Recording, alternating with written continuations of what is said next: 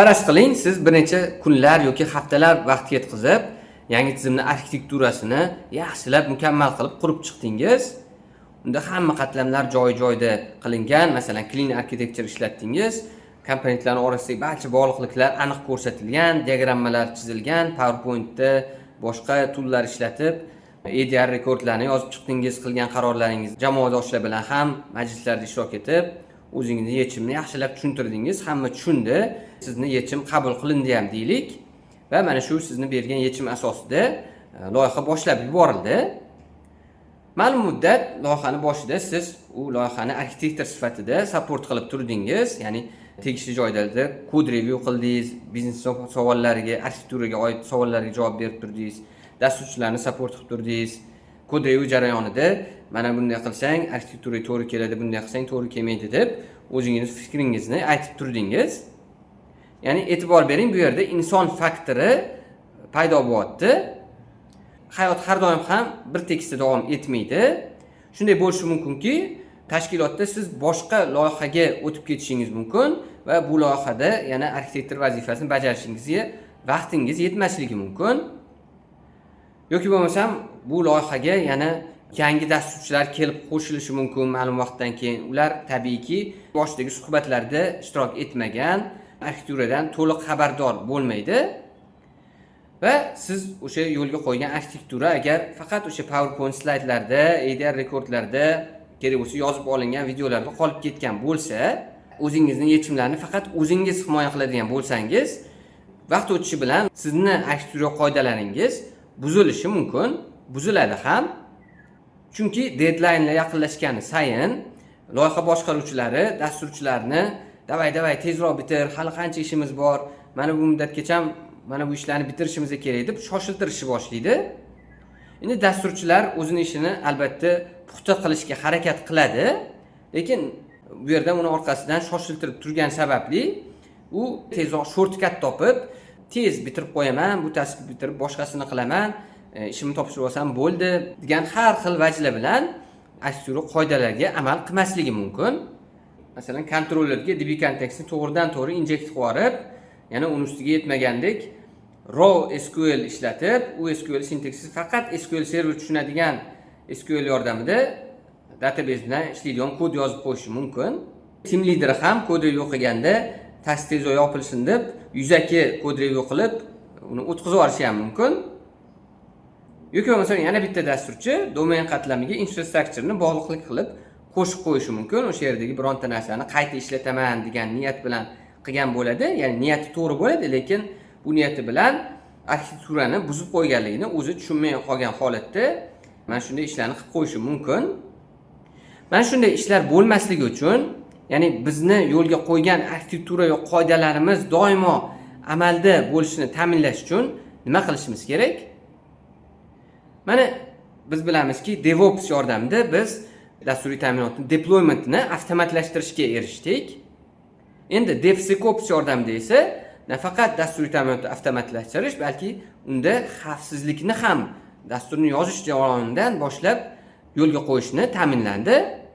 Ya'ni DevSecOps yordamida o'sha security, ya'ni masalan kodimizda agar qanaqadir vulnerable npm paketlar, NuGet paketlar ishlatilgan bo'lsa, u aniqlanadi. Yoki bo'lmasam eskirgan, zaif bo'lgan shifrlash algoritmlari ishlatilgan bo'lsa, u aniqlanadi. Yoki bo'lmasam yana config fayllarda qandaydir sekretlar, parollar qolib ketgan bo'lsa, uni aniqlab beradi. Ya'ni xavfsizlik boshidan dasturlashni qurish jarayonida avtomatlashtiriladi.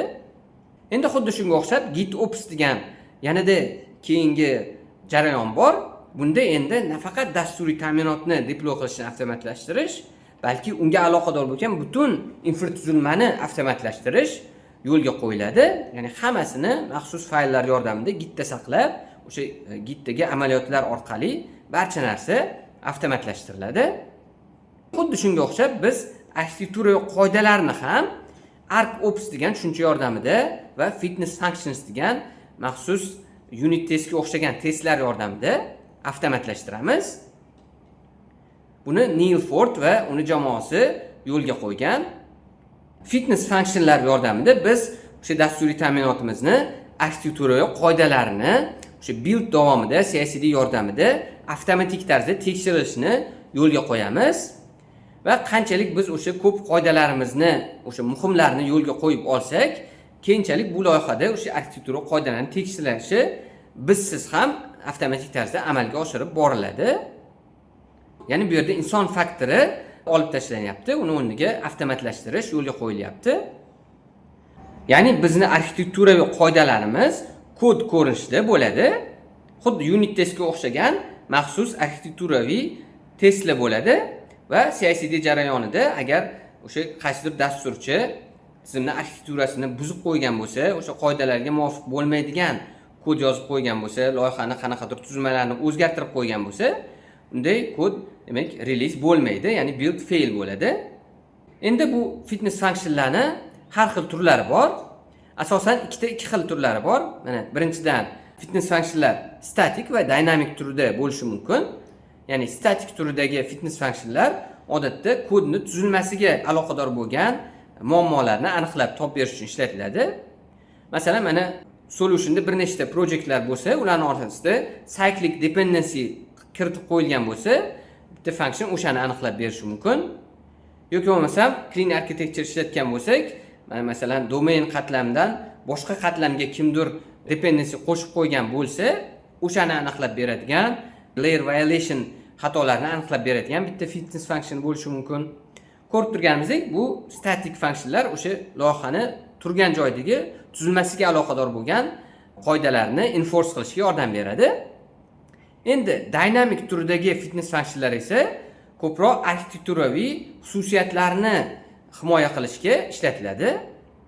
Mana masalan performance, security, scalability kabi arxitekturaviy xususiyatlarni tekshirib beradi, bizga keraklilarini.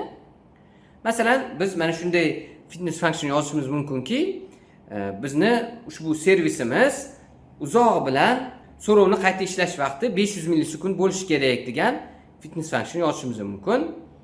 Yoki bo'lmasam yanada aniqroq aytadigan bo'lsak, 100 ta TPS davomida, ya'ni soniyasiga 100 ta so'rov kelganda, so'rovni processing vaqti 500 millisekund bo'lishi kerak degan qoida yozib qo'yishimiz mumkin. Atomic turidagi fitness functionlar bitta arxitekturaviy xususiyatni tekshiradi. Endi fitness functionlarni holistik tur. Bunda biz bir nechta arxitekturaviy xususiyatlarni o'rtasidagi muvozanatni tekshiramiz. Mana masalan, faraz qilaylik, biz agar HTTP protokolini ishlatib so'rov jo'natganimizda, frontenddan backendga so'rov jo'natganimizda, u so'rovni processing qilish uchun faraz qilaylik 10 millisekund vaqt ketdi deydigan bo'lsak, endi xuddi shu so'rovni HTTPS protokoli ishlatilganda buning uchun qancha vaqt ketdi, buni o'lchaymiz. Yoki bo'lmasam HTTPS ustida ham o'zimizni payloadni yana qo'shimcha enkript qilishimiz talab etiladigan bo'lsa, ya'ni xavfsizlikni yanada yuqori darajaga oshirmoqchi bo'lsak, unday holatda so'rovni processing qilish vaqti yana qanchalik ko'payib ketadi. Mana shu narsani o'lchash o'sha holistic approach deyiladi. Ya'ni bu yerda security bilan latency xususiyatlar o'rtasidagi muvozanat tekshirilyapti va ularning orasidan bizga eng o'rtasini ham u tomonga ham bu tomonga to'g'ri keladiganini tanlab olishimizga bu narsa bizga yordam beradi. Va yana bir narsani aytib o'tmoqchi edim. Odatda software architecture bilan software design bir-biri bilan almashtirilgan holatda ishlatiladi, lekin aslida ular farq qiladi. Software architecture bu ko'proq strategiya, ya'ni uni yordamida biz dasturiy ta'minotni poydevorini aniqlaymiz. Misol uchun mana dasturiy ta'minot qanday arxitekturasi bo'ladi? Ya'ni monolitmi, modular monolitmi, microservismi yoki bo'lmasam unda qanday turdagi database ishlatiladi? RDBMS ishlatiladimi yoki NoSQL ishlatiladimi yoki RDBMS aynan qaysi tur ishlatiladi yoki bo'lmasam database agnostic bo'ladimi? Mana shu narsalar yoki bo'lmasam komponentlarning orasida ma'lumot almashinuvi qanday tartibda ro'y beradi? Misol uchun sinxron tartibda RESTful, gRPC, WebSocket ishlatiladimi yoki asinxron tartibdagi message broker yoki bo'lmasam event driven architecture ishlatiladimi? Mana shu savollarga software architecture javob beradi. Endi dasturiy ta'minotning komponentlari ichidagi tuzilmalari, solid, dry tamoyillari, qanday dizayn patternlar ishlatilishi, bu endi software dizaynga aloqador bo'lgan tushunchalar. Demak, software dizayn bu endi taktika hisoblanadi.